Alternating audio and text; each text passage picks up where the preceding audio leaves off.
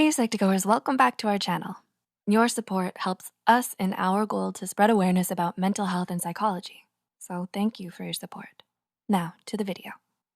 Sometimes making friends can be hard. Have you been through this scenario? You start your first class. It's your first day back to school. A new semester, a new schedule, new people. Anything could happen. The student you end up sitting next to could be your next best friend. The possibilities are endless for friendship. That's what you think your first day. The next day, the hope is still there. It lasts the week, maybe the month. But then you soon find your hope dwindling down as you haven't seemed to make an impression on anyone. And you start to wonder, do people like me? Don't worry. Odds are, others just haven't gotten to know more about you and what makes you great, because we all have something that makes us great to someone out there. You may just need to develop some likable behaviors and habits that get others to notice you enough to want to find out what those great qualities are. So, to help you become an even greater person, here are some subtle behaviors that can make others like you. Hey, you may even find yourself liking you a bit more too. Number 1, call them by their name. No, not call me by your name.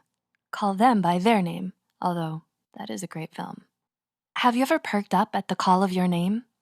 Perhaps someone across the room mentioned you at a party and instead of saying, hey you, they said, well, your name. We love our names so much that we can even pinpoint our own names being spoken by someone in a loud crowd or party. This form of selective attention is related to the cocktail party effect. While in a crowd or loud room, we can hone in on a specific conversation of our choosing. More importantly, if our name is spoken nearby, even when we're focused on another conversation, we immediately perk up and recognize that someone is talking about us. Think about it. It not only makes you focus more when someone says your name, but it makes you feel better knowing they actually bothered to remember it. Try taking a mental note of each individual's name when you meet them and think of a related image to help you remember them. Number 2, give genuine compliments when they cross your mind. Everyone loves compliments, and we can usually tell when they're genuine. Next time you meet someone and notice something you like about them, don't hesitate to tell them. It's best to let others know the great things about them. Wouldn't you want to know if someone is thinking highly of you? When we speak of others in a positive light, people will associate the traits we use to describe that person with ourselves. This happens when we talk about someone to someone else. This is called spontaneous trait transference, and it occurs when communicators are perceived as possessing the very traits they describe in others. According to several studies published in the Journal of Personality and Social Psychology, researchers found that when we describe someone with a certain trait to another person, that person will associate us with the traits described.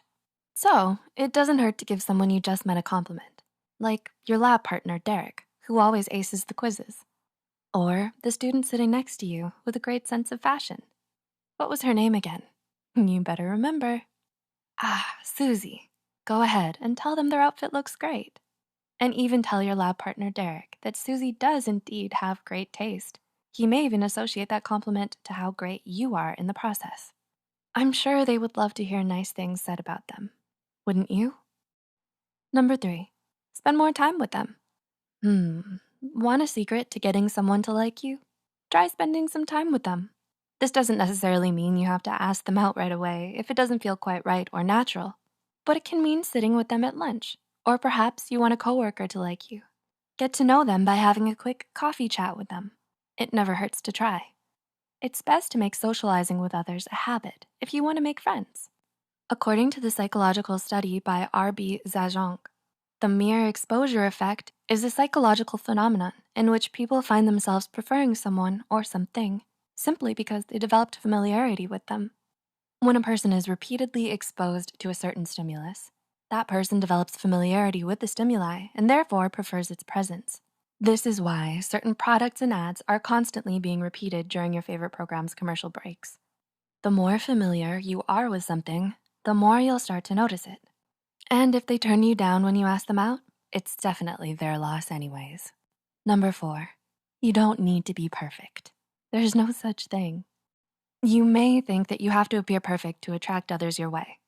How could your friend possibly like you if you don't ace every single test? How could they admire you if you don't look extremely fashionable every day? Props to Susie though. How could anyone ever get to know you if you don't have the perfect vocabulary? Well, hate to break it to you. Well, actually, I want to break it to you, but people don't actually care that much.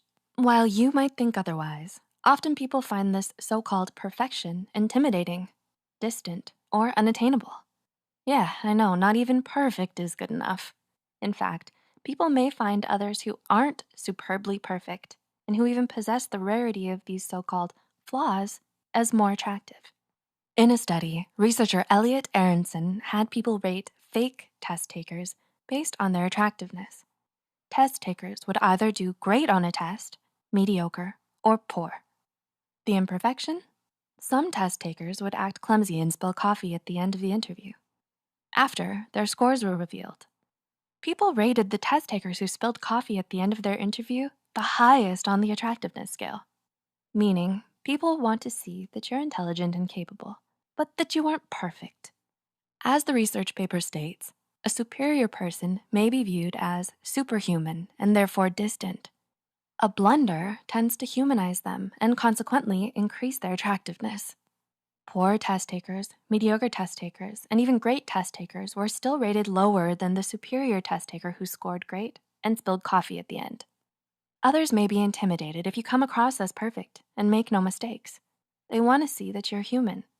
But when you show you're capable and yet still relatable as a human being who makes mistakes, people tend to like you more. Number 5, look to the positives first. You know that one person in a group who always has the nicest and most positive things to say? Do you ever feel an aura of happiness and peace when around them?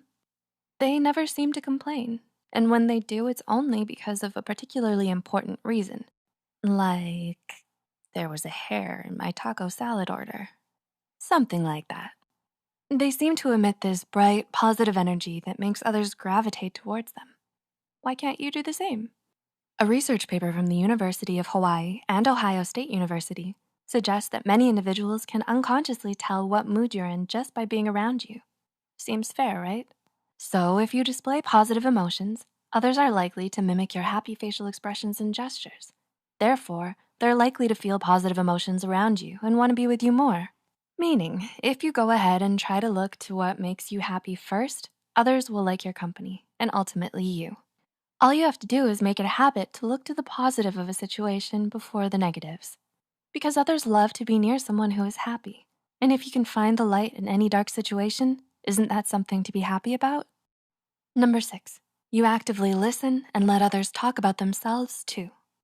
When we try to jump into a conversation and interrupt someone with our own thoughts on the subject prematurely, it can backfire.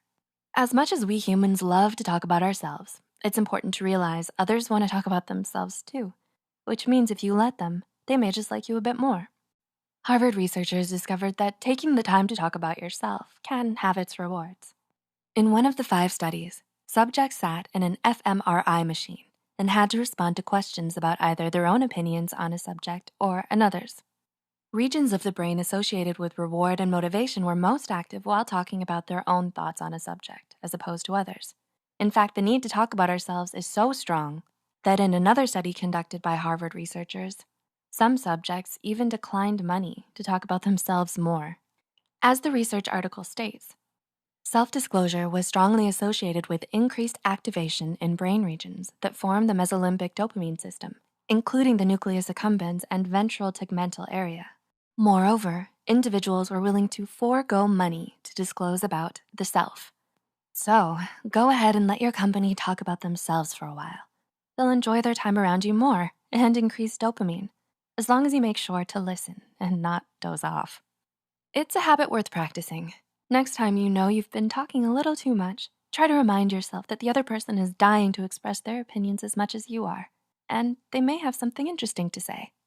So, what do you think? Are you ready to start practicing these behaviors in hopes they become a natural habit? Maybe you already possess some of these habits yourself. Try them out and see if you make any new friends. And be sure to let us know in the comments what happened. And if you did make any friends using these habits, you're not alone. Susie and Derek have been practicing too. And now they're the best of friends. They're just so positive, fashionable, and intelligent. And clumsy with the coffee too. If you found this video helpful, don't forget to press the like button and share this video with someone who might need a friend. Hey, reach out to them with this video, and you might develop a friendship that will last the tests of time. Subscribe to Psych to Go and hit the notification bell icon for more content like this. As always, thanks for watching.